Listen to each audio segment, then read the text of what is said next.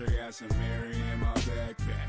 Abstracts, thought I got some pen and paper. Fit the whiskey, coke, berry flapjacks. Roll it up and put it to my lips, no need to pass that. So up in summertime, I undermine the underlying fact that I scrape pennies, but I want a dime. She's something else, I got it now. Well, yeah, my dude, she's something fine. And since I got a shot at her, they salty. I tell them suck a lime, I wasn't mine.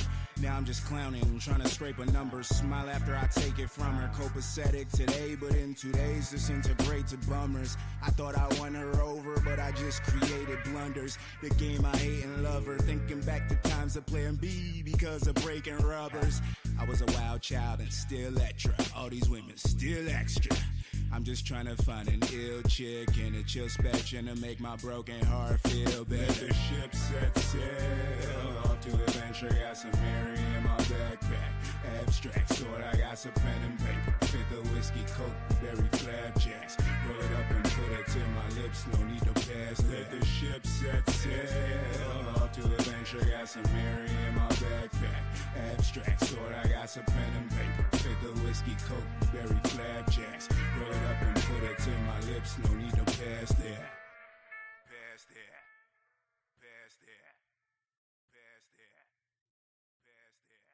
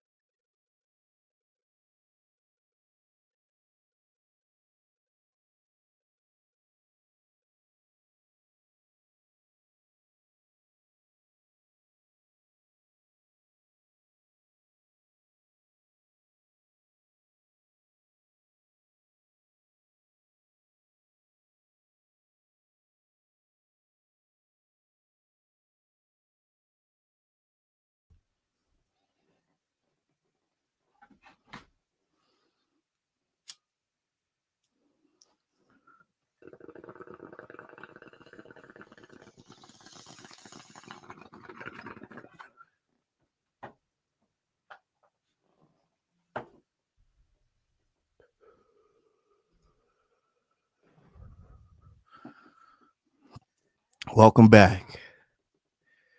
Welcome back. It is Sunday, November 16th. You're watching One More Round Fights. I'm your host, Gav. I do this shit every Friday, every Saturday, every Sunday. I give you guys MMA and boxing tips, picks, parlays, all that shit. I give you a wrap up of the weekend of everything that went down in boxing and MMA. Don't forget to scan that QR code. One More Round Fights right there. It's right there. All you got to do is point your little camera at it. It'll fucking pop up. You just hit that little subscribe, and then you're not a loser anymore. You're cool. You're cool in my book after that. Okay? Don't forget to also subscribe to the Main Card Minute. We were live across both channels this weekend, simulcasting from the start of the UFC prelims to the very end of the last UFC post-fight press conference. And it was a successful stream for both streams. It was a good weekend. I'm glad for everybody that showed up. I was a little pissed with the chat during the actual fights. I was like, yo, where's the viewership? Where's the viewership? But you guys came through for that post-fight press conference. So I appreciate you for that. That was huge. We got over 100, and I think it was 120 watching at once during that post-fight press conference on the One More Round Fight stream. So appreciate everybody that came through and showed love to that. And yeah, onwards and upwards. We're trying to get to 650. So if you haven't already, like I said, grab that motherfucking phone, scan that QR code right there. Yeah, right there. And then, yeah, join the family. I know I couldn't put out the parlays this weekend. Drunk Gaff failed us. I'm not going to lie. Drunk Gaff failed us pretty hard. I woke up on Saturday at 2 p.m. 2 hours past the supposed stream for the locker room. We didn't end up doing that. I didn't get up any graphics. I got on the train. I couldn't even take. I had so much shit in my bag. It was like 2 laptops, a bunch of other shit. Couldn't make the graphics on the train. Once I got there, it took longer than we expected to set up. So, my apologies for anybody that wanted to parlay this weekend. It actually didn't go our way anyways. Thank you, Malcolm Wellmaker. But besides that, man, it was a successful week, man. UFC 322 in New York was fucking immaculate. There was so much shit going on. We got to see all the fighters. Carlos Prada smoking darts. We got to see Islam and his crew all the time, you know. We got to see Ali Abdelaziz. We got to see Aaron Blanchfield and Fatima Kline. We got to see Wellmaker and his wife and his kid. There's so much commotion going on. We got to see BC. We got to hang out with BC for a little bit. We got to talk to Jose Youngs. We got to talk to Oscar. We were day drinking with Oscar before the press conference, so that was cool. I mean, it was a fantastic week, man. It was there are zero complaints from me on my side. Every single second of going to UFC 322 Fight Week in New York City, New York at Madison Square Garden was absolutely worth it. So thank you to everybody that tuned in over the weekend for the events, whether it was the media day on Wednesday, the CP units on Friday, the stream on Saturday, or the post-fight presser. Appreciate everybody for showing up. So big thank you from One More Round Fights and from the main card minute. I'm sure Luke's going to give you your flowers as well, because the numbers are looking pretty good. So appreciate you guys. We definitely hit our One More Round Fights record for concurrent viewers. So having a nice 120 at once, that was a beautiful thing to see. It might have been even higher. I think it got as high as like 147 or some shit like that. But the last that I remember seeing was that number. So appreciate you guys. Appreciate you. And again, we're trying to get to 650. We didn't get that many subs this weekend, man. I mean, we did get views. We didn't get a lot of subs. So I guess we got a lot of familiar faces checking in, but not too many new faces. So hopefully we could pull some new people in. If you haven't already, or if you're intrigued by the channel, subscribe, scan the QR code, and let's get into this shit. So we got a lot to talk about, man. Between boxing, we got some surprise shit in boxing this weekend. MMA, y'all were surprised I wasn't in MMA, but yeah, it was a big weekend. Without further ado, actually, shout out to our sponsor, W.GG. Use promo code One More Round for 10% off. That is promo code One More Round for 10% off your order. Okay? Stop being a bitch. All right, let's get into some MMA updates. It wasn't too crazy in the MMA updates department, okay? Couple good things, couple bad things. Let's start with the bad, shall we? It just makes sense that we should. Let's go towards the positives. All right, let's go towards them whole positives. So let's start off with Dillon Danis is now banned from all UFC events after his UFC 322 brawl with Makhachev's team inside Madison Square Garden. If you didn't see the videos on social media, it was basically a 10-on-1 brawl where a bunch of Dagestani guys were punching to the back of the head on Dillon Danis, trying to take him down, trying to kick him, trying to assault Dillon Danis. And luckily for Dillon Danis, he doesn't come out of it with any bruises, cuts, scrapes, nothing, just a little, frustrated and flustered. And Dana White responds to him being attacked by 10 people by banning him from all UFC events. So I don't know if that was the right course of action, because I don't know who started the fight. Let's be honest. It could have been Danis talking shit to them. I mean, obviously they were mad because Danis constantly talks shit about them over social media. So it was going to come to a head at some point. But Dillon Danis was just defending himself against 10 people. I mean, I know he's also one of those people that brings controversy every single time he comes out. It's not like he comes through and it's a peaceful night. Something's going to happen. He's going to talk shit or piss somebody off. So yes, I get that part. But I don't know why they would just punish him for that. You know what I mean? I know they have no interest in the Dillon Danis business. They see him. He's about to defend his belt over at Misfits. But man, I just thought that was funny. I was like, this guy gets jumped by 10 people and you respond by banning him. That was interesting to me. But I'm not a business owner in charge of $1 billion business. So what the fuck do I know, right? I mean, maybe the right course of action to prevent any future incidents, especially since a lot of the guys that have beef with him are in your promotion. So yeah, with the exception of John Pork, aka Chanko, aka Magomed Zainikov. So yeah, that was interesting. If you haven't checked it out already, go check out that brawl. There's definitely 10 to 15 to dozens of angles of that brawl. So go check it out. In some other bad news, UFC veteran Godofredo Pepe found dead in his jail cell. If you don't know Godofredo Pepe, he had a 14-7 record with 1 no contest. He was an 11-fight UFC veteran with a win over Andre Fili. Okay, he was found dead Saturday night in a jail cell in Fort Lauderdale, Florida. Local law enforcement did not officially confirm the cause of death, but Pepe's friend Honey Jason, if you remember, Honey Jason was also a UFC veteran. He used to wear that mask. I think he was also sponsored by what was the acai company? I forget the acai company, but you know what I'm talking about. He revealed on social media that he committed suicide. So Leo Guimaraes first reported the news.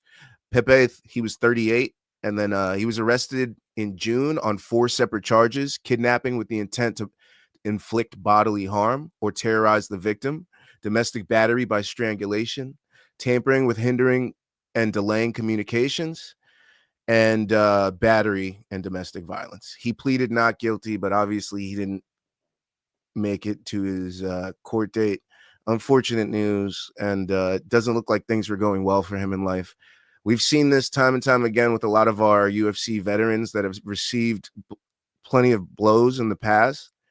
These guys leave their MMA careers behind and somehow just take up a life of crime. We've seen that with Jason Mayhem Miller. We've seen that with BJ Penn. We've seen that with, what was his name? I can't remember his name. The thing with his sister, the stabbing. I can't remember. But there's a lot of these cases, and we can't help but think that, some forms of CTE or just repeated blows to the head over elongated periods of time, the effects that it really can have over one's brain. So these cases are popping up more and more. I mean, we have people in the UFC that are still doing this shit. Think about 2 weekends ago, we had what's his name? The guy that looks like Juice WRLD. What the fuck's his name, man? Oh god, that's gonna kill me if I can't remember his name. Hold on, I think he fought on the Bonfim Brown card. Oh Lord, yep, it's gone, y'all. I don't remember his name, and I don't even remember what fight card he fought on. Because if it wasn't Bonfim Garcia, then what the fuck card? Oh, Cedricus Dumas. Yeah, Cedricus Dumas. So we have cases like that in the UFC at present. So it's just like, I don't know what's going on, but these guys that seem to take blows, and it is what it is. Into some good news, Jon Jones released a promo video for his UFC White House spot, stating, how he's a warrior, defending his country is the most American thing he thinks he can do in the octagon, obviously. And all this stuff. It was a long promo. He posted to his Instagram and other various social medias. And he's still fucking campaigning for this White House fight. Now, he's obviously transitioned from, heavyweight against Tom Aspinall. That fight has very little interest of him at this point. But I think he included Alex Pereira in the promo. He might have even included Ciryl Gane.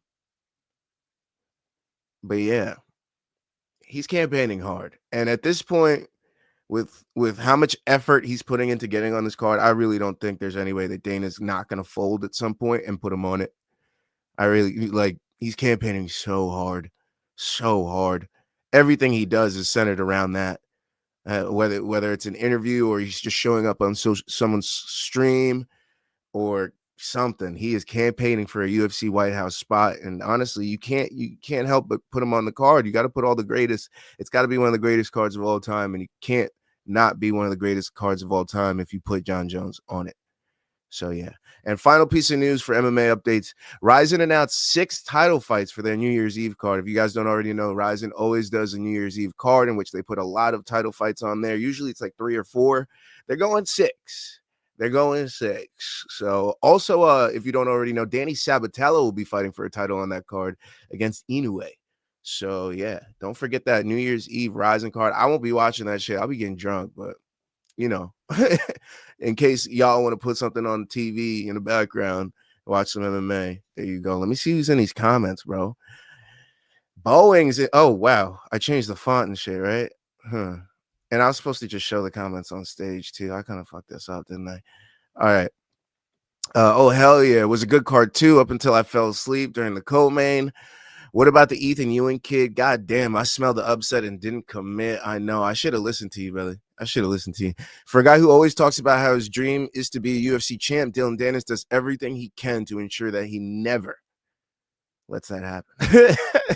And his John Pork banned too? Seemed like he beat Dylan's ass. In some capacity, I don't think he's banned, but in some capacity, I feel like that might have hurt his chances just a little bit. Just a little bit. And then the cops saw a bunch of Russian Muslim guys with chin strap beards and got straight to gripping. Yeah, they all had to watch Islam Makhachev's fight from the hotel. You could see them post on their social media. There's like 12 of them chilling in a nice little hotel room, all draped across couches and beds and all that shit, watching the fight on the 40-inch TV in their room or whatever it was. That shit was hilarious. And then, bro, shout out to Ryzen. Buy that shit. It's only like $20 and always a banger event. Yeah, Ryzen's always fun. If I'm around a TV, I will be purchasing. Well, let's not get ahead of it. I will be watching. All right. And then Cosmo Kramer, what up, Gav? Pretty great night of fights. Co-main and main were very anticlimactic, though. But honestly, I saw that coming with how many finishes we got in a row, brother. We got 4 straight KOs. I was like, nah, the decisions are coming out. The decisions are coming out because we had only 2 finishes on the prelims, on the early prelims.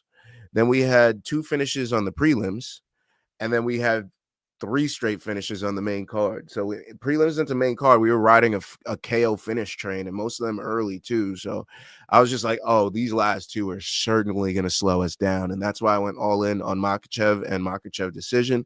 And I went all in on Valentina Shevchenko and Valentina Shevchenko decision. So, and that paid off for me. That actually turned my terrible, absolutely fucking god-awful night right around to almost breaking even. So shout out to that. But let's get into these fights, shall we? First, let's talk about the new champion. Islam Makhachev defeats Jack Della Maddalena by unanimous decision. 50-45 across the board. Islam Makhachev took the time to build muscle and gain weight and put it on in the right way at welterweight, and it paid off massively because he looked sizable compared to Jack Della Maddalena. When he got his hands on Jack Della Maddalena, it was easy for him to take him down. And once he got Jack down, it was easy for him to keep him down. He stayed on top, threatened with submissions. I don't think they even credited him with 2 submission attempts, but he did attempt multiple times to get that Darson. He did attempt to get a head and arm choke. I believe he tried to lock in a guillotine at some point. So, yeah. Islam Makhachev tried to finish this fight, and Jack Della Maddalena may have injured himself early in the rounds.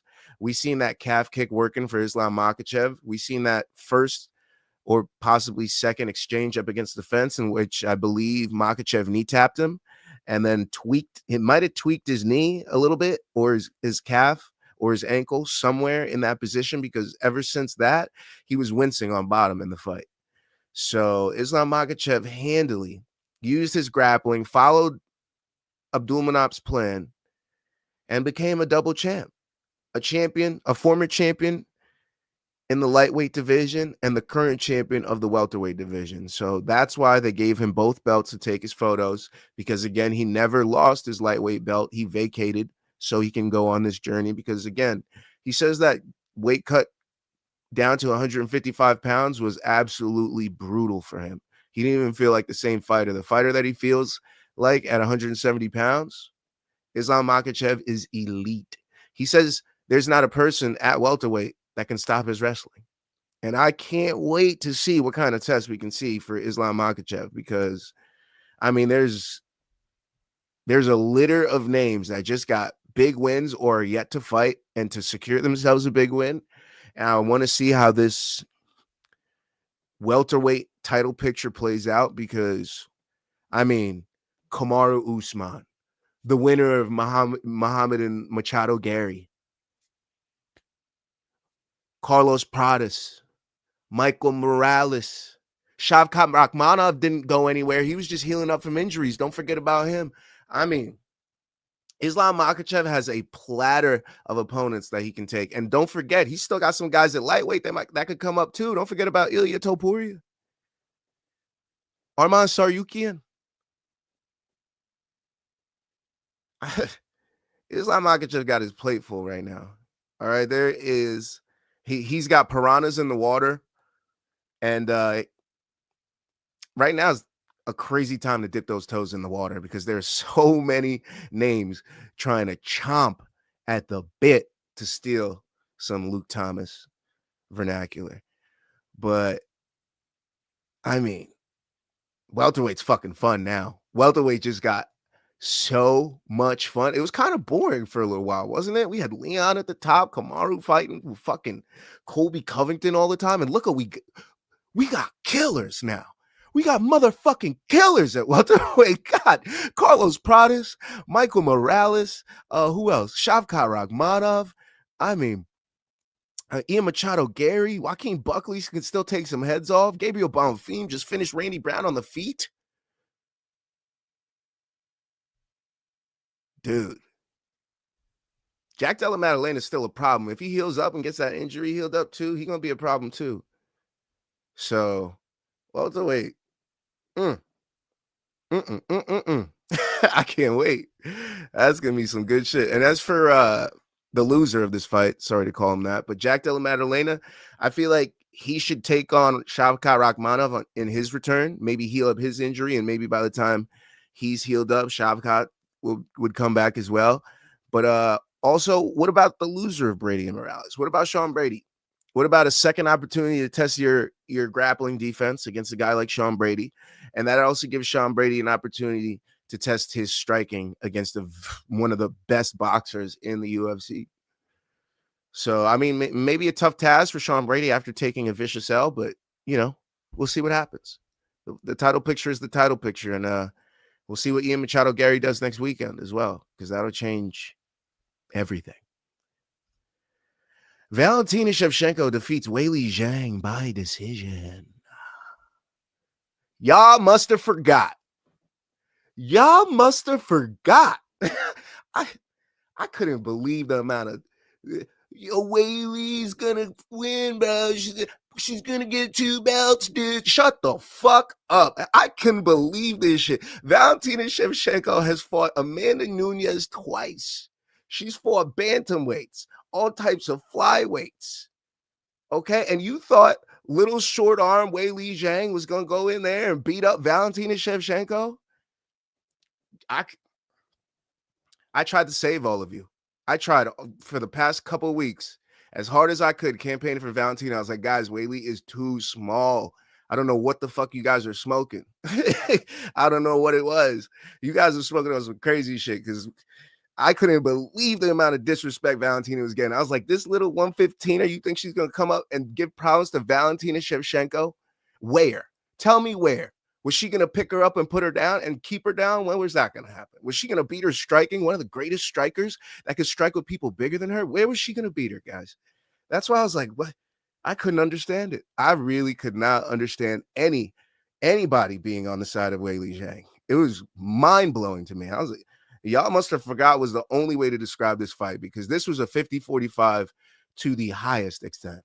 Weili Zhang had zero. I repeat, she had zero chance of winning this fight. Zero.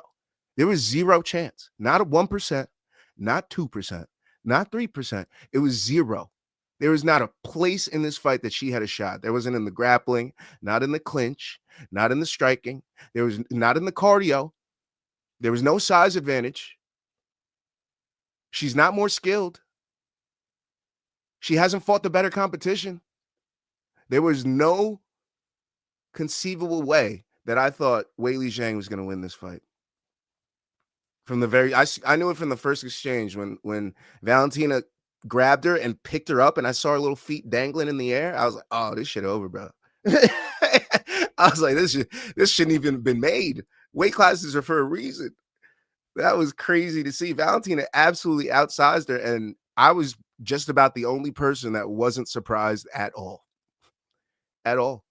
I threw the whole account on Valentina. I did that for her, and I did it for Makhachev. I threw everything. I was like, I know what I'm doing with these.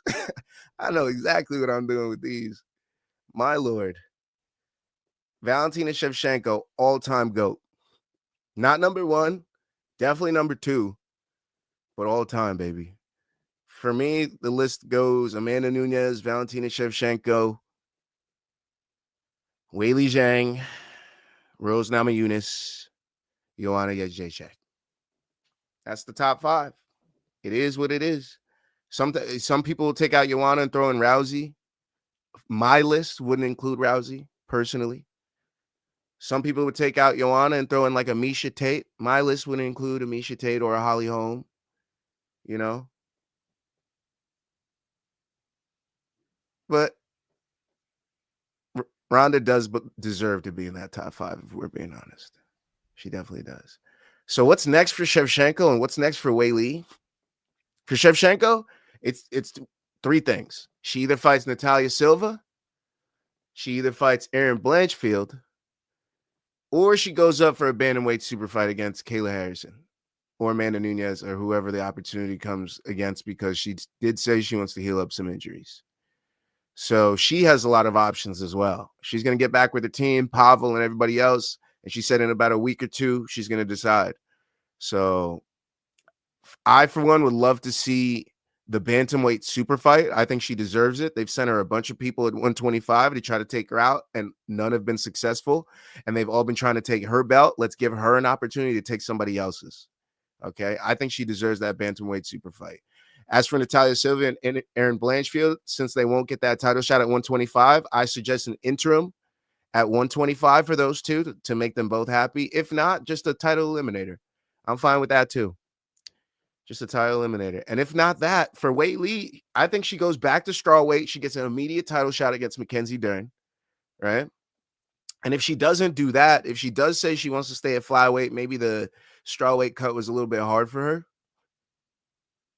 What about fighting if Shevchenko wants to fight one of those 125ers? What if she gets the one that doesn't get the title shot? So if Natalia Silva gets the title shot against Shevchenko, then she fights Erin Blanchfield. If Erin Blanchfield gets the title shot, then she fights Natalia Silva. Both of those, I feel like the size advantage wouldn't be as apparent. But who knows? But yeah, that's it for those two, man. That's it. I mean, y'all must have forgot. The disrespect was crazy. The disrespect was crazy. I was like, you guys really gonna disrespect my girl Valentina the Bullet Shevchenko like this? How dare you? I expect all of you groveling at her feet today. I expect all of you.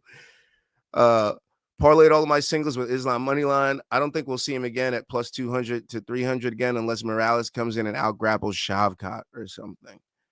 Yeah. Unfortunately. That was a decent line for him. I think he was minus 320, minus 290 or something like that.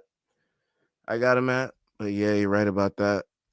Sadly. Actually, I don't know. Maybe if they booked Shavkat next, he'd be in that range again. But even then, I think Islam line will be crazy. Yeah, Islam's always going to be. He's now in the Hamzat range of minus 800 to 4 digits.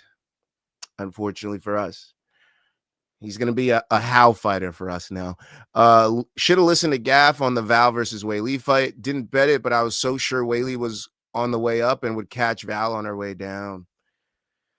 Yeah, size matters. Size matters sometimes, and we've seen it. We've seen it with the Adesanya going up to fight Jan Blachowicz. Polish power was Polish power. What else? We've seen it. Well, Dillashaw went down. Who else? Why am I drawing a blank right now on people going up and losing? That doesn't matter. Okay. Cyborg up there. Cyborg is in my GOAT conversation, yeah. But her strength of schedule in the UFC isn't great. Strength of schedule in Bellator and PFL is pretty solid. But the problem with her for me is that all these other girls just accomplished so much more in the UFC. Like, yeah, you were the 45 champ, but they made a belt for you, and then you lost it to the GOAT. So, yeah, that's why Cyborg isn't in my... She'd be right there at 6, though. If Rousey gets 6, then she's at 7. But she's up there, too. She's definitely top 10. Gina Carano's top 10 as well. What the fuck? My bad. Said plus 203 minus. Yeah, I knew what you meant because I took Islam at minus 280 earlier than minus 320 later in the week. Yeah, his line just kept growing, especially with Jack getting booed by the crowd. Jack's short answers. Jack everything. Jack had the fucking the thing on his lip. There's just so many things that were pointing like, oh my God, Islam is going to win this, isn't he? Isn't he? The rest of the UFC 322 card, let's talk about it, shall we? Like I said, Islam Makhachev defeated Jack Della Maddalena via unanimous decision, 50-45, as did Valentina Shevchenko to Weili Zhang, 50-45, unanimous. Michael Morales defeats Sean Brady via TKO punches, round 1, 3 minutes and 27 seconds. Michael Morales was knocking Sean Brady around. I should have known Sean Brady was in trouble when he came out in them knee pads. I told you guys, you see them knee pads, they're the knee pads of death. They're marked for death when they got them knee pads on. It happened with Jamal Hill, Sean Brady. I'm telling you, the knee pads on, it's a problem. It's a problem, and I knew it right away. So Michael Morales, the way he started this fight, hips back, 1 foot behind, like chin over his foot, baiting Sean Brady with his head, with his guard real high. So no matter what, if Sean Brady decided to shoot, he was going to eat something, or he's going to be unable to have success getting in on those hips. So Michael Morales came out in a perfect stance for that. Sean Brady, obviously not known for his striking, more of a grappler. Michael Morales capitalized on that, pushed him back the entire time, found his combo of strikes, hurt him early, but Sean Brady found his wits and then hurt him again later in the round. Sean Brady was unable to recover. He just followed up with a couple more strikes, and Michael Morales was the victor. Round 1 TKO, just like he promised the crowd. He sets himself up for a big opportunity next, as did Carlos Pradas. My boy, you already know I'm rocking the shirt right now. Carlos Pradas, Fighting Nerds, defeats Leon Edwards via knockout punch, round 2, 1 minute and 28 seconds. This fight was interesting because Leon Edwards started the fight grappling. He struck with Leon Pradas just by leg kicks and then eventually got in on the hips, got to the back, tried to throw in a couple submission attempts, was punching him on the back, and Carlos Pradas was absolutely unfazed because he said he trained with Caio Borralho all camp, and Caio's better, more technical, bigger. So all these positions that Leon Edwards, not known for his grappling, was putting him in, he said it was just a matter of time. And it was. Even though Leon Edwards did win round 1, it only took one left straight right down the middle from Carlos Pradas to drop Leon Edwards, and then one finish-up strike to call the referee in. Carlos Pradas, also a huge win at welterweight. I can't wait to see welterweight flourish, man. Benoit Saint-Denis defeats Beneil Dariush via knockout punch, round 1, 16 seconds. That's right, 16 seconds. Benoit Saint-Denis walked in, instantly tangled up with Beneil Dariush, landed big strikes, and finally landed a strike right behind the ear, dropping Beneil Dariush to his face, hitting the mat. I think he caught him one more time on the side, and then the ref stepped in. Shout out to Benoit Saint-Denis. France got a big one. He's called for a title shot after his fight. And with a performance like that and the performance that he had before this one, Armand might be a little tight because it's going to be hard to argue against Benoit Saint-Denis with the run that he's on right now. Bo Nickel defeats Rodolfo Vieira via knockout head kick. Round 3, 2 minutes and 24 seconds. Bo Nickel showed his striking off in this fight. Bloodied Rodolfo Vieira from the very first round. Every time they tried to initiate the grappling, he landed big strikes and used his gas tank against his opponent. And in round 3, once he had finally thrown so many body kicks to his opponent that he got him to flinch and bring his arms and hands down, he brought that left leg high kick up towards that head and absolutely starched Rodolfo Vieira. Rodolfo Vieira was out for quite some time. He was stiff as a board. It actually disturbed Bo Nickel to the point where in his post-fight interview with Aaron Bronstetter, he detailed how much he hates hurting people in the sport. He does like the aspect of being competitive, pushing yourself and trying to become the best in the world, but he hates the fact that he has to take years off of someone else's life in there. And that's the reality of what these people do. They're taking years off each other's lives when they get knockouts like this. Okay.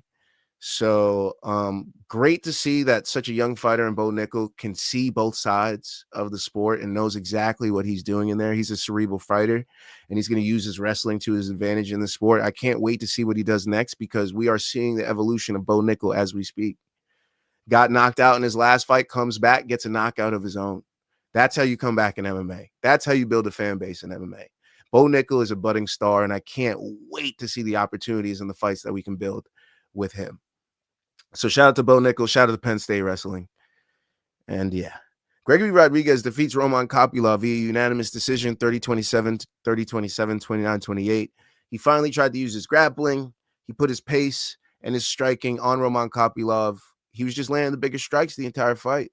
I almost had it 30-27 across the board, but I feel like Kopylov might have stole round 2, you know. Aaron Blanchfield defeats Tracy Cortez via submission, rear naked choke, round 2, 4 minutes and 44 seconds. Renzo Gracie, BJJ showing off their guns. I mean, Aaron Blanchfield, she didn't look good in round 1.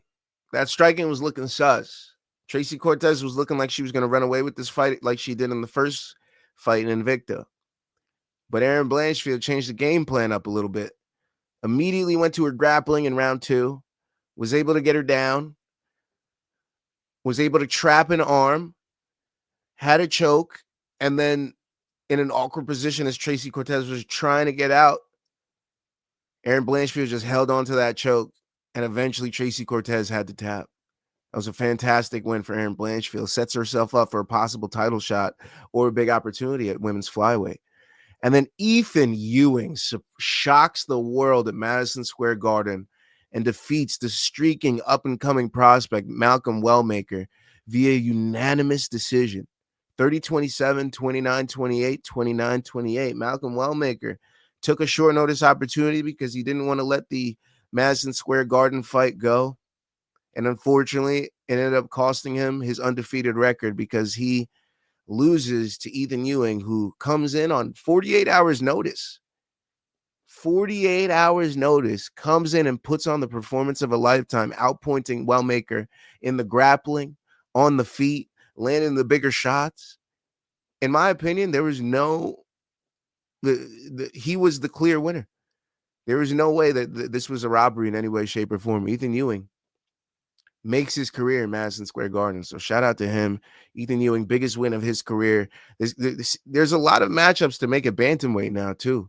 The young up-and-comers are starting to show themselves at flyweight and bantamweight, and all these divisions are getting hot at the same time. This couldn't be a better time for Paramount Plus. It really couldn't. They really got the product at a great time. Hopefully they don't water it down. Kyle Dawkins defeats Gerard Mearshart via submission, dart stroke, round 1, 50 seconds. Hurts Gerald Mearshart, drops him down, sees him sit to his butt, just yanks up that Darce. He could have finished the fight by TKO, but he decided to yank up a choke because a submission win over a guy like Gerald Meerschaert, who has dozens of submission wins himself. Yeah, that's a nice feather in your cap. Yeah, so shout out to Kyle Dawkins. The Philly boys are doing good despite the L that Sean Brady took. Pat Sabatini defeats Chepe Mariscal via unanimous decision, 30-27 across the board. He used his grappling. He ended up getting a cut over his right eye. That was pretty, or was it his left? I believe it was his left eye. That was pretty bad. But the cut man filled it with Vaseline, kept the swelling down.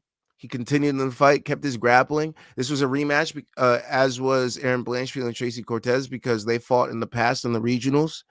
And I believe it was a similar type fight. Sabatini knew he was in for a war, and then he comes in here and gets himself a big unanimous decision. I believe he avenged a loss as well.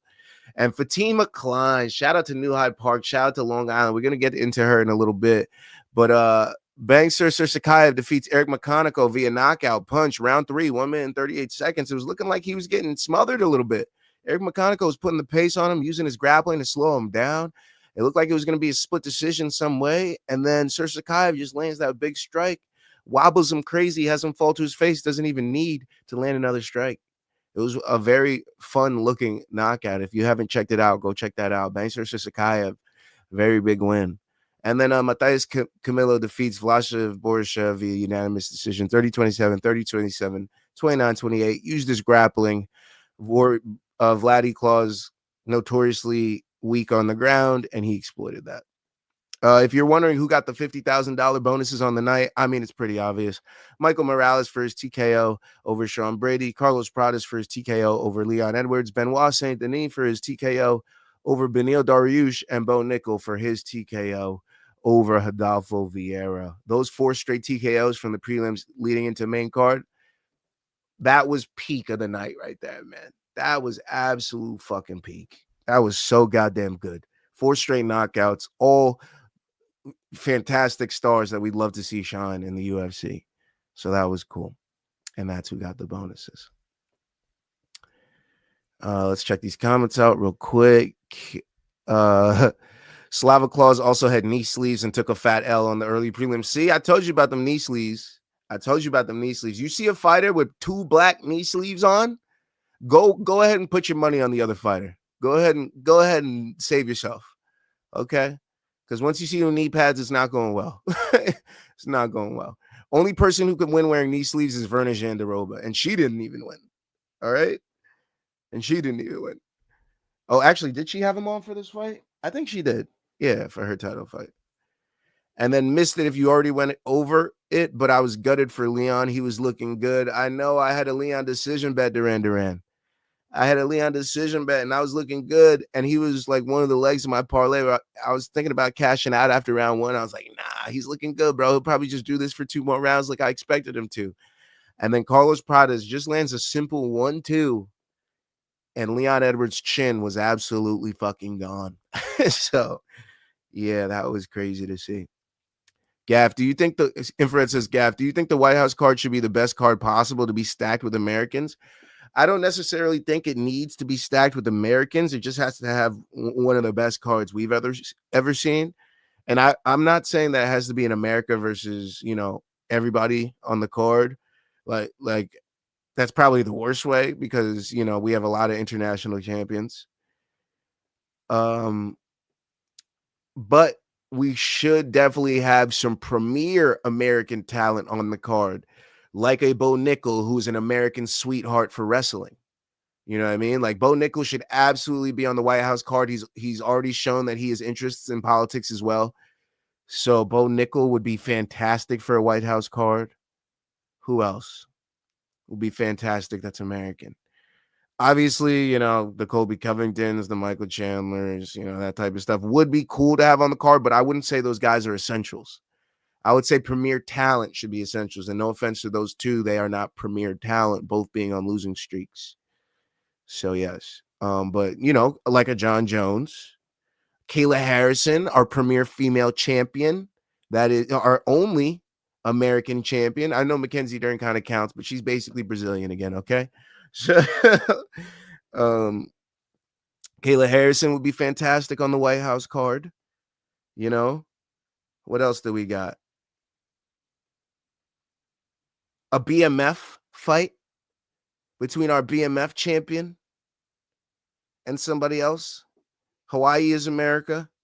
So that would be nice to have him on the White House card. But yeah, we it doesn't have to be Americans, but we need our premier American talent on the card, if that makes sense.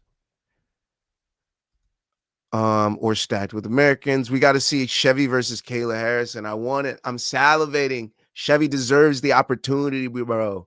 She deserves it. How dare you feed her all these killers, trying to knock her off the throne and not give her a chance to knock somebody else off theirs. Oof. Let's and she there's multiple times where she got so close at 35s to get that belt. So give her one more opportunity, man. What the fuck are we doing? Show her some love. And then at Duran Duran, yeah, hopefully they can do Kayla versus Amanda before that. And Duran Duran also says, I don't know. I'm more interested in Harrison Chevy match. Let Amanda stay retired. Yeah, I don't honestly, I like that too, Duran Duran. I don't need Amanda Nunes to come back. I'm honestly cool with her staying retired. I just don't want any soiling of her flawless resume. Like, there's a possibility she comes back and gets wrestle fucked. Remember the Amanda Nunes of the past that used to be on her back and gassed out? We could see that against Kayla. And that would be the last picture that we have of Amanda Nunes, our GOAT. Like, we wouldn't want that. We wouldn't want that. Or if she comes back and loses to Shevchenko, then it's like, well, she beat her twice in the past. She comes back and loses to Shevchenko. Like, that doesn't look good. Why'd she come back? You know what I mean? There's no payoff for Amanda in coming back. What is the payoff? Just to continue fighting again? Is she bored? That's the only thing. So, like, I don't need Amanda back. I don't need Amanda back, personally. Y'all could do what y'all wants, but I don't need her back. No freaking whiskey. And plus it could be a USA versus Russia on the White House lawn. I'm into that. All right, without further ado, let's get into my favorite segment of the week. Yes, it's the Fighter Spotlight. And this week, we have someone that I felt that I had to do as the Fighter Spotlight. Super necessary. Because she had a huge win against us. Fucking tough vet. A vet that's always in every fight, that could steal a decision from anybody. But she came out with the W. We're talking about Fatima, the Archangel Kline. Okay? Fatima Kline is an American mixed martial artist from Long Island, New York, baby. Yep, that's where we're from. She competes in the strawweight division of the Ultimate Fighting Championship, otherwise known as the UFC. She trains out of Silver Fox BJJ since 2018, I believe, in New Jersey. And she trains at a New Hyde Park, New York. She's known to train with Danielle Kelly and Erin Blanchfield. If you didn't see her throughout Fight Week, her and Erin Blanchfield hanging out all week, training, getting each other psyched up for their fights. It was nice to see people feeding off each other's energy. She's native to Long Island, having been born in Holbrook, New York, and she even attended Dutchess Community College. Okay. She worked frequently with her father doing commercial flooring, driving from Long Island to New York City to complete contracted jobs. And she has siblings. She's very proud to be an aunt of 2 twin nephews. Okay. Kline is 25 years of age, born July 12, 2000. She's 5'6", strawweight with a 67-inch reach, fighting mainly orthodox. She's 9-1 with 4 KOs, 1 submission victory. In the beginning of her mixed martial arts career, she competed in grappling matches, amassing a record of 16-6. She competed against UFC veterans Juliana Miller and Vanessa Demopoulos. Okay. Kline started her mixed martial arts career at Invicta 47 with a late ground and pound finish. So let's take a look at Fatima Kline's career. We're just going to skip over most of her grappling career, like we did say. She faced Juliana Miller and Vanessa Demopoulos. If you must know, she lost to Juliana Miller by decision on escape time. And she beat Vanessa Demopoulos by armbar. That was in 2001. She beat Vanessa Demopoulos. Her MMA career, though, started in 2022 in May. Okay. She took on Sydney Trillo. She wins at Invicta 47 via ground and pound, 4 minutes and 45 seconds of round 3. All right. Then she takes on a grappling match against Sofia Casella. And she wins on ride time at Rise Invitational 9, July 23rd of 2022. She has a couple canceled bouts, and then she comes back at Invicta 51 to get her second win of her career by unanimous decision against Laura Gallardo. This was January 18th of 2023. Then she takes on Natasha Kuziatina, wins by unanimous decision in Invicta 52. In March 15th of 2023. Then she has a canceled bout and then goes on to take on Sarakova in the main event of CFFC 127. She wins another late fight, punches in round 3, 3 minutes and 56 seconds, November 3rd of 2023. And then she takes on Cindy Ung in a grappling match, wins by unanimous decision on December 30th, 2023. She goes 5-0, winning a unanimous decision at CFFC, headlining against Andressa Romero at CFFC 129, February 9th of 2024. This is the fight that leads her to her UFC debut. And wouldn't you know it, guess who she draws in her UFC debut? Jasmine Jasudavicius. I mean, she did have a lot of grappling training, yes, but Jasmine Jasudavicius is a wrestler. She's going to take you down. She's going to hold you down. And that's what happened. Fatima Kline ended up losing a unanimous decision in which we didn't know what we had so early. We pitted two very tough prospects against each other, and Fatima Kline did not end up getting the win. She ends up losing the fight via unanimous decision. July 13th in 2024 was her UFC debut. She did lose, and she was taking on number 16 opponent. You know, Jasmine was floating between weight classes at the time, I believe. But yeah. Then she goes on the streak that we see her on now. She takes on Victoria Dudakova. She's now 6-1.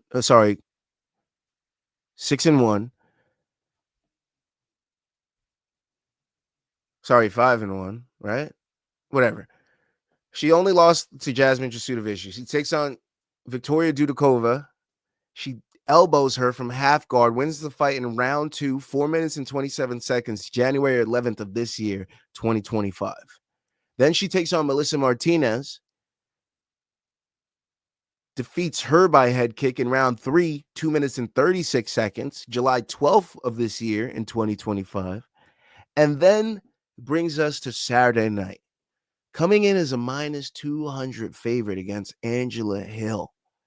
Possibly even more than that. I know she ballooned. She wins the fight via unanimous decision November 15th of 2025, UFC 322 Makhachev versus Della Maddalena.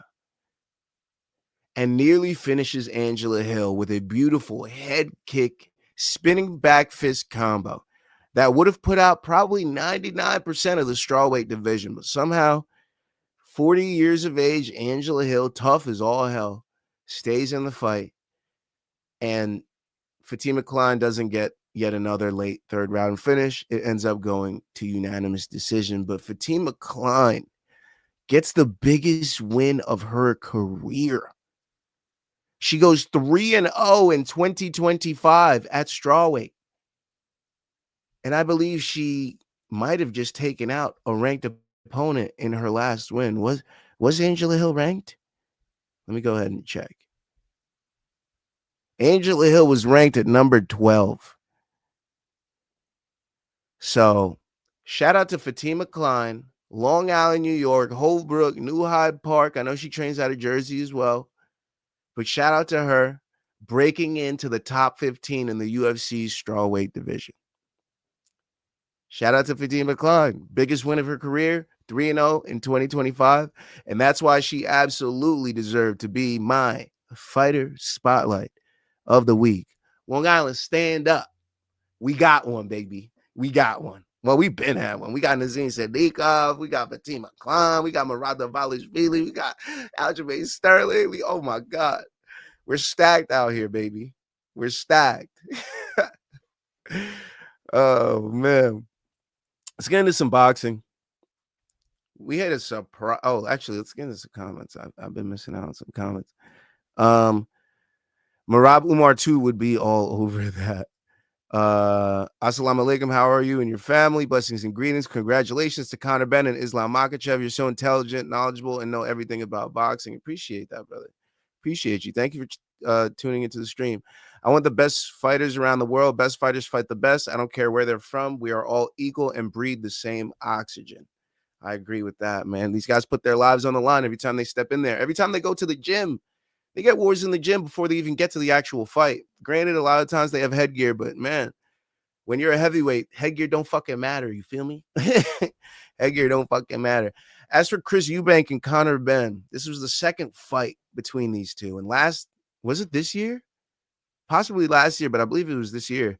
Chris Eubank and Conor Benn, the first fight was a unanimous decision win for Chris Eubank Jr.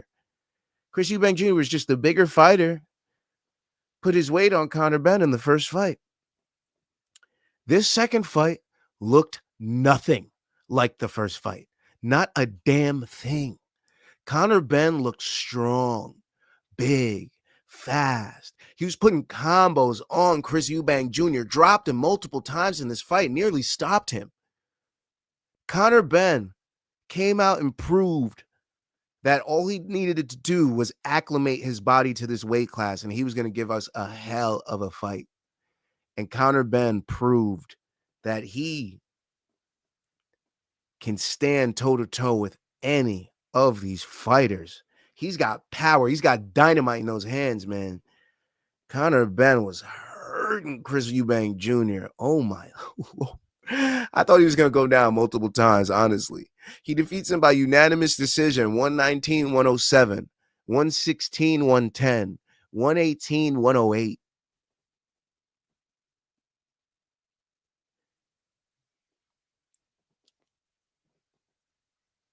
There was an argument that he could have won every single round. That's how dominant this win over Chris Eubank Jr. was.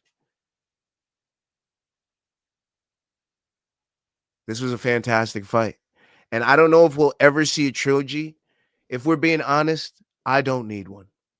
I like it stopping at 1-1. I like it stopping right there. I don't need the trilogy between these two, especially with how this fight looked in the second iteration.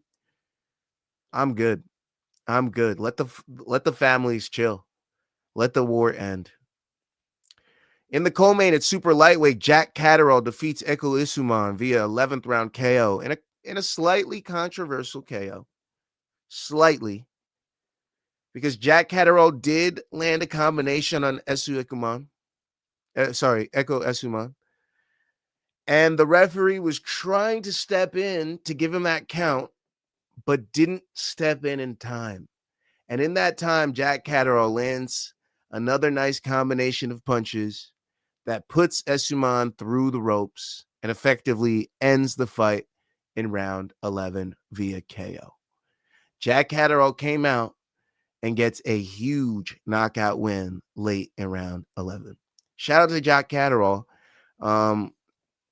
Big win at super lightweight, man. Big win. We've been seeing a lot of decisions out of him. I'm happy to see him get a big KO win. At super lightweight, Adam Azim defeats Kurt Scobie via 12th round KO. If you want to go check out that KO, go check it out as well. It's pretty nice. And at cruiserweight, Richard Rhea Kapoor defeats Tommy Welch via 2nd round KO. At super welterweight, Ishmael Davis defeats Sam Gilley via unanimous decision. The scorecards were 115-114, 115-113, 115-113. It was a close one. At super welterweight. I thought Ishmael was going to run away with the fight, but Sam Gilley proved to be a tough opponent.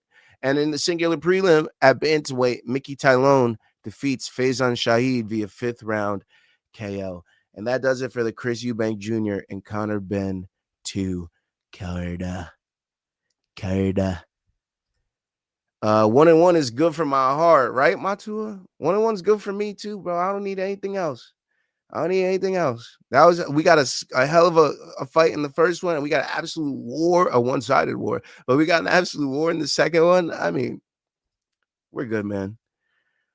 Maybe Turkey told them no more 10-figure paydays, in which case that probably was the end. And then Conor Benn did amazing, I know. Abdul, I completely disagree and agree at the same time. A Boeing 737 Max, do we actually believe that this is the end of the Ben versus Eubank rivalry like everyone involved has claimed? That's tough to say, because I can also see an iteration in which the grandchildren get in another fight. You know what I mean? Like, I don't know. I don't know what this thing is between these two. It's just a friendly rivalry at this point. There's not venom behind it as much. But even still, what are we doing? What are we doing?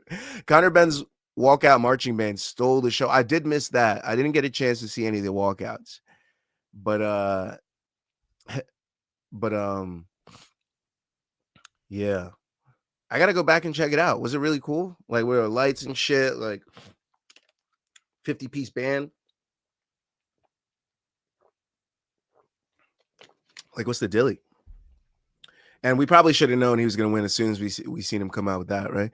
I can see these two fight again in a half-stage exhibition when they're in their 40s. One last bag, kind of like Anderson Silva and Chris Weidman should have had on the Jake Paul and Gervonta Davis card. I could see that. You're not wrong. You're not wrong at all. And on the other boxing card of the weekend, Rafael Espinoza took on Arnold Khegai. Let me quickly go over this. Espinoza defeats Arnold Khegai via TKO in round 1, 10 seconds. He retains his WBO featherweight title. Told y'all. You're welcome for the picks. If you guys didn't already know, I gave out the Espinoza TKO. Unfortunately, I gave out 1-6. It took him a little longer. Ended up being around 11, but you know, it is what it is. You can't always get what you want. Emiliano Fernando Vargas defeats John Montrell via unanimous decision, 99-90, 99-90, 100-89. This was a one-sided beatdown, yes. You heard those scorecards absolutely correctly. This was a one-sided beatdown in which he should have finished him, but he didn't. And that's okay. That's okay. But sorry if you took the TKO there. Lindolfo Delgado defeats Gabriel Goyas Valenzuela via split decision, 114-113 across the board. Actually, no, 114-113, 114-113, 113-114. Okay, so it was a split decision. Julian Montalvo defeats Nicholas Petron via KO, round 1, 2 minutes and 2 seconds. And like I said, Richard Torres Jr. defeats Thomas Salek by TKO, round 1, 2 minutes and 45 seconds. Richard Torres Jr., don't waste no time in that square circle, my boy. I told you 1-6 was the way to go. Richard Torres, easiest KO prop of your life. And guess what? It cashed. Shout out to Richard Torres. That mustache and that fluffy hair, always looking. Every time I see him, I think Aaron Wells, the catcher for the New York Yankees. But then I'm like, oh, right, that's Richard Torres Jr. Much bigger, much stronger, way better hands. So that's all I got to say. But yeah, that does it for the Rafael Espinoza and Arnold Khegai boxing card. And other news in boxing, I'm just going to go over the general slate. I did the full slate last week. I'm not doing this shit again. As long as fuck. All right, but next weekend, we got David Benavidez, Anthony Yarde, Riyadh, Saudi Arabia, Jesse Bam Rodriguez, Abdullah Mason, Brian Norman Jr., and Devin Haney, Subriel Matias, and Dalton Smith. Lots of people on the card. November 22nd. Don't forget to check it out. Elsewhere, what do we got? We got Lamont Roach versus Isak Pitbull Cruz in San Antonio, PBC pay-per-view on Prime Video, December 6th. Oshaki Foster and Stephen Fulton Jr. on that card. Jesus Ramos Jr. and Shane Mosley Jr. Frank Martin. Nice little card on December 6th. Also on December 6th, Jayo Pataya taking on Husukian Sin Cara for the IBF Cruiserweight title. December 13th, we got Badu Jack fighting. Don't forget about that.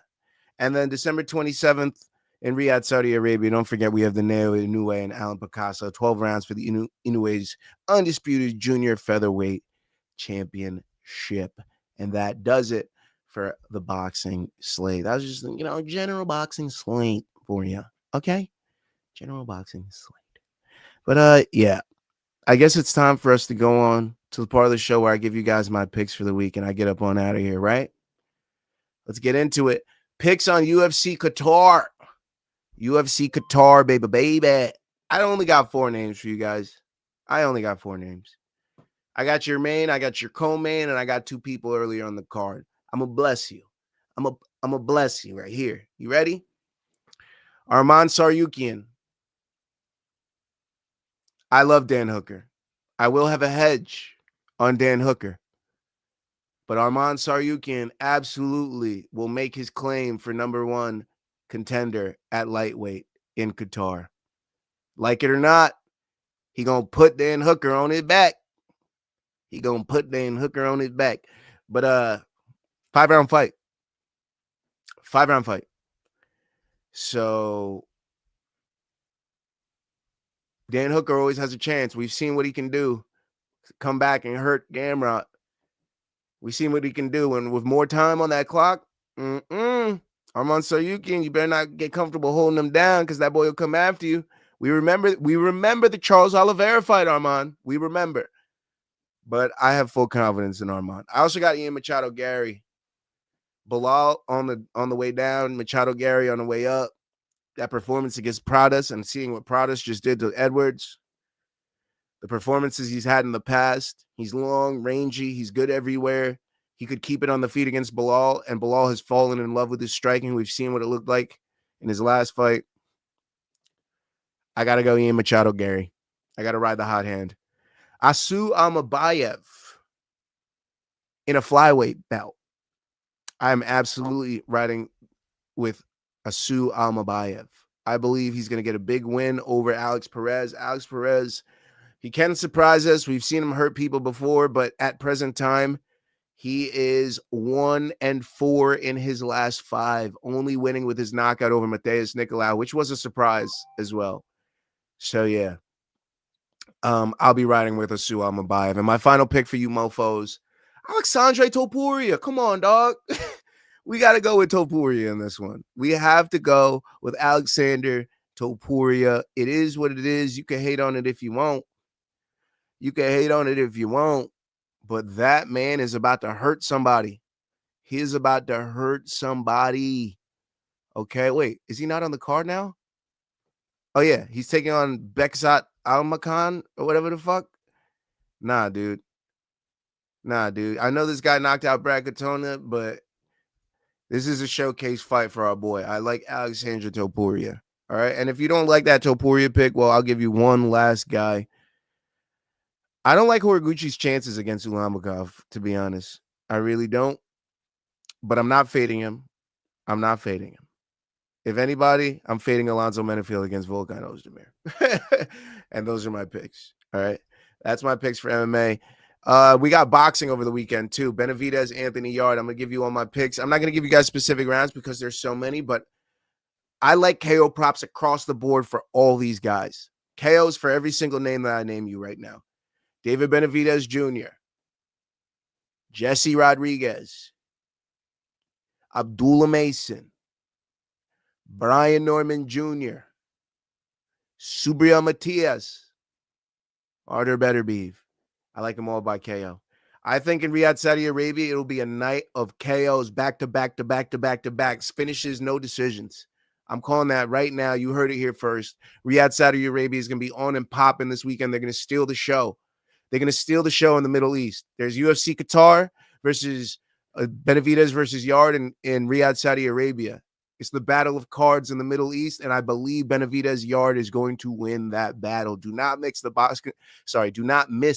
boxing fights next weekend. Okay. And obviously catch UFC Qatar. I think it's going to be at a different time as well.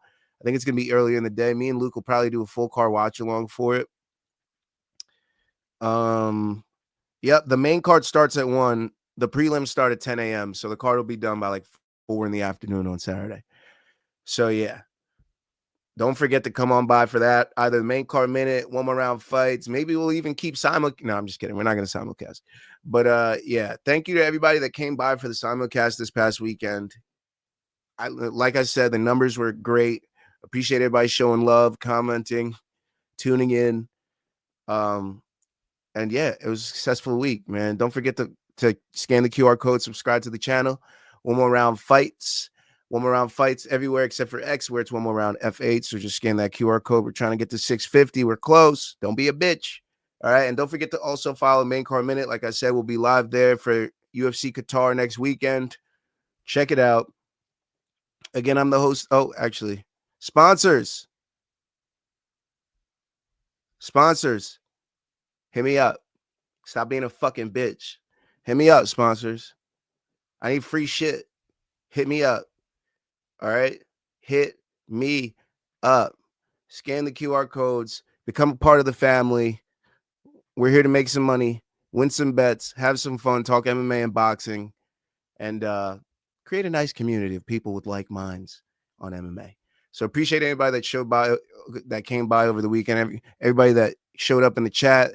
Lazy Bed, appreciate you, even though shit, I missed the whole thing. You kind of did, but you just circle back. And Duran says, hope you boys had a good time last night, but I gotta say I hated it. Laugh out loud. I gotta chop it up with you guys for the biggest card of the year. Yeah. All right. Well, we'll try to figure out something better. Me and Luke are thinking about some more in-person streams. So yeah, we got something in the works. So don't forget about that. But appreciate everybody that came through the chat today. Hey, Boeing 737 Max, Lazy Bed, Duran, Matua, Abdul Rahim, Infrared.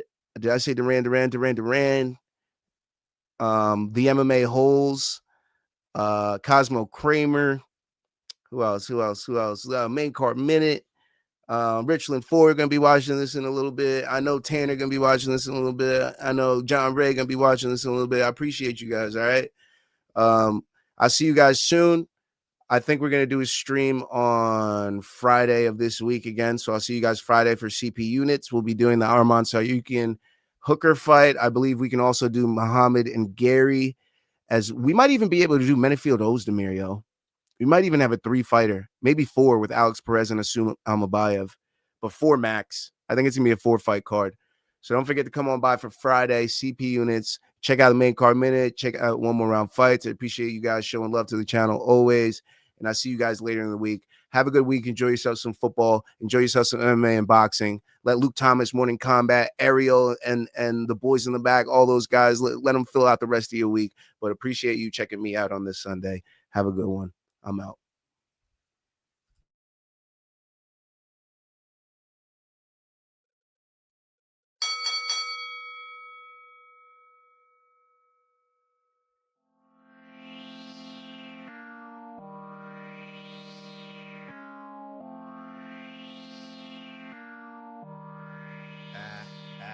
I live life how I wanna.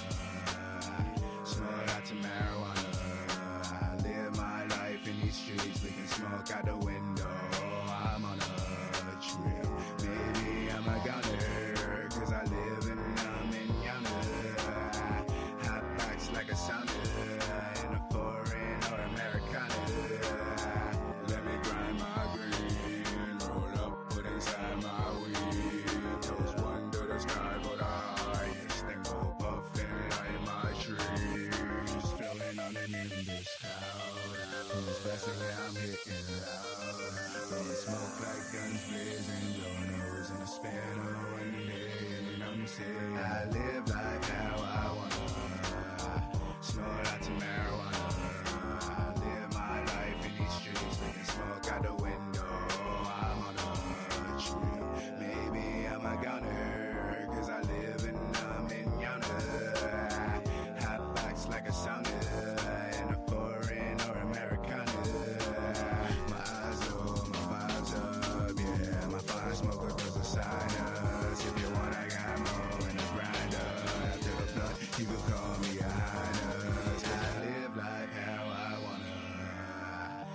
lots of marijuana.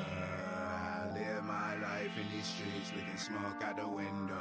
I'm on a trip, maybe I'm a gunner, cause I live in a manana.